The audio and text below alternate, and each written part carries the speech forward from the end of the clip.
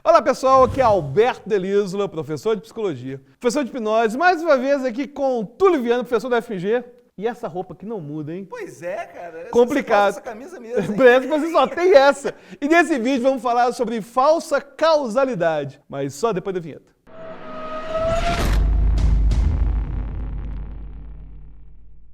Túlio Viana, valeu aí pela participação. Prazer sempre. Túlio, professor doutor da UFMG. Sempre que você vem me entrevistar, você vem com essa camisa. Engraçado. É engraçado, né? Na verdade, eu tô querendo fazer essa minha marca agora. Eu só vou usar essa camisa agora. Agora, é importante a gente falar um pouco sobre argumentação e sobre falsas causalidades. Um dia desses, alguém postou na internet o seguinte: quantidade de armas que cada habitante tem e o nível socioeconômico do país. Criaram uma falsa causalidade desse tipo. Aí eu respondi que eu nunca entro, inclusive não vou entrar no mérito de desarmamento ou armamento, porque para mim o importante nessas questões é avaliar o nível do argumento. A gente inclusive gravou um vídeo já que está aqui no card, em que a gente fala sobre argumentação, e eu coloquei uma relação que foi estabelecida por Richard Dawkins, que é a seguinte: falta apenas mencionarem que o aquecimento global é inversamente proporcional aos casos de pirataria na humanidade. E existe realmente. Foram diminuindo os casos de pirataria e foram aumentando o aquecimento global. O problema é correlação não significa e não implica em causalidade. Exatamente.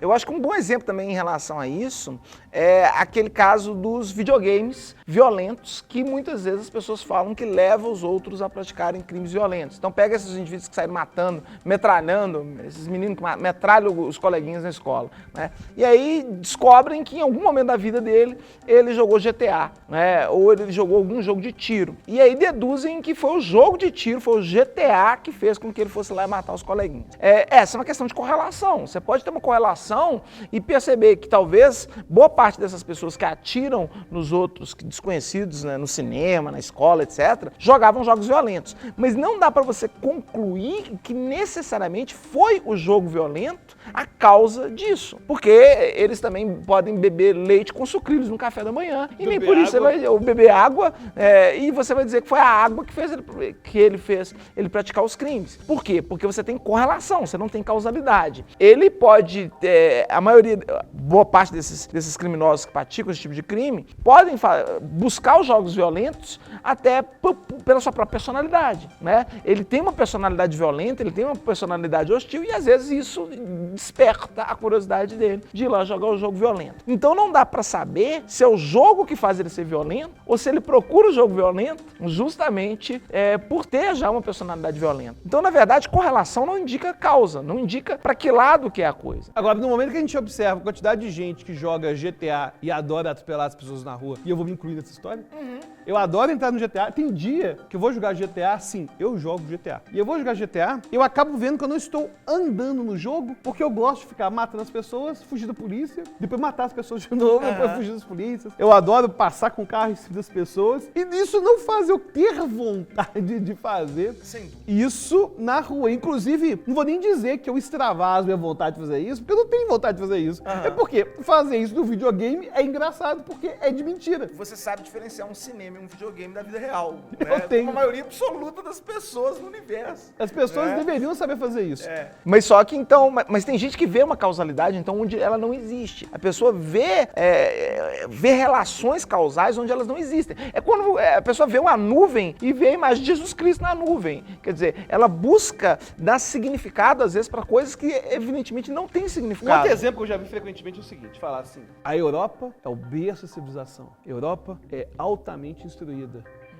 E a Europa é o continente que tem menos religiosidade do mundo. Então é por isso que ele é mais instruído. Peraí. Não necessariamente. A gente não pode falar isso. Não pode falar isso. correlação. A gente não pode. correlação. O fato da França ser um expoente em relação a vários desenvolvimentos, a Grã-Bretanha também, isso não significa que a baixa religiosidade que causa tudo Os isso. Estados Unidos é muito desenvolvido e bastante religioso. Os Estados Unidos é bastante desenvolvido, mas é bastante religioso. Só que as pessoas vão sempre escolher os casos e os exemplos que se encaixam na hipótese dela. Sim. Né? Então, identificar a causalidade é algo complicado. Até na ciência é muito complicado você identificar a causalidade. Normalmente é por experimento. Não tem muito como você analisar simplesmente dados ali de observações e deduzir causalidade. Você vê correlação. Né? De uma correlação, você pode investigar para ver se a partir dali você chega na causalidade. Você chega em provas de causalidade. Mas simplesmente você pegar dois gráficos que coincidem, né, cai no negócio do pirata e do aquecimento global. Você não tem prova disso. E com estatística, você consegue provar qualquer coisa. Você consegue provar as maiores bizarrices possíveis. E aí a gente fala dessa falsa causalidade como uma falácia. Só que essa falácia também frequentemente vai andar junto com outras, como por exemplo, a evidência anedótica, né? Que é usar de um caso totalmente isolado. As pessoas frequentemente vão usar a evidência anedótica para falar, por exemplo, sobre meritocracia. Sim. Ou seja, se a pessoa... O Silvio Santos, né, que foi camelô e virou um mega empresário. O Silvio Santos virou camelô, um mega empresário. Então, se pessoas pobres não têm dinheiro hoje, a culpa é delas. É porque elas não têm empreendedorismo e desconhecem completamente a realidade dessas outras pessoas e a ideia de que, na verdade, o mundo é multivariável. Até mesmo quando a gente estabelece na ciência uma causa e efeito, essa causa e efeito pode, daqui a 10, 20, 30 anos, ser refutada. Sim, pode chegar à conclusão de que aquilo não foi bem detectado, né? Que aquilo que era uma falsa causa e efeito. Né? Então, a questão de causa e efeito eu acho um dos grandes problemas, porque é uma falácia sutil. Né? Se você não tem um raciocínio um pouco mais treinado, a tendência de confundir correlação com causalidade é muito maior. E muitas vezes ela acontece. Por que ela acontece? Você pode estar se perguntando. Uma das coisas que fazem acontecer essa falsa causalidade é a existência da outra variável que você não sabe qual é. Por exemplo, um exemplo de falsa causalidade é aquele argumento de que a maconha é a porta de entrada para os outros vícios, ou que o álcool é a porta de entrada. Por mais que você seja a favor ou contra a legalização das drogas, e existem certamente bons argumentos para os dois lados, a gente tem que entender que o nível do argumento é importante.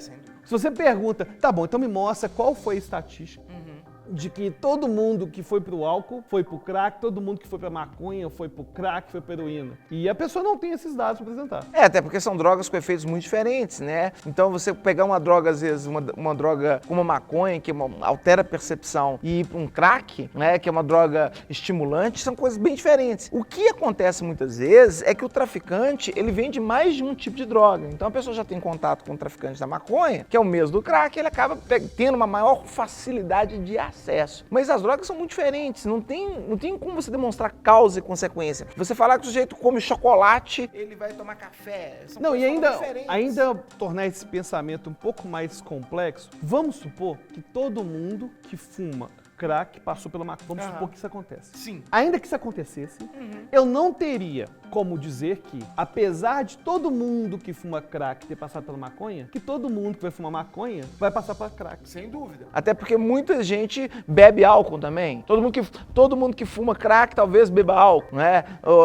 Ou todo mundo... E bebe água, certamente. Né? Então, não dá para você fazer esse tipo de conclusão pura e simplesmente com esses dados. Né? Porque existem milhares de pessoas que fumam maconha e nunca fumaram crack na vida. Assim como existem milhares de pessoas que bebem álcool e nunca fumaram maconha, nunca fumaram crack. Então, para você analisar, tem que analisar dos dois lados. Não é simplesmente olhar em uma direção, né? Não é simplesmente você pegar o sujeito que fuma crack e falar, olha, todos bebem álcool. Não, você tem que analisar e ver se a pessoa que bebe álcool também, se todas elas fumam crack. É essa a questão. É o que a gente chama na lógica de condição suficiente e condição necessária.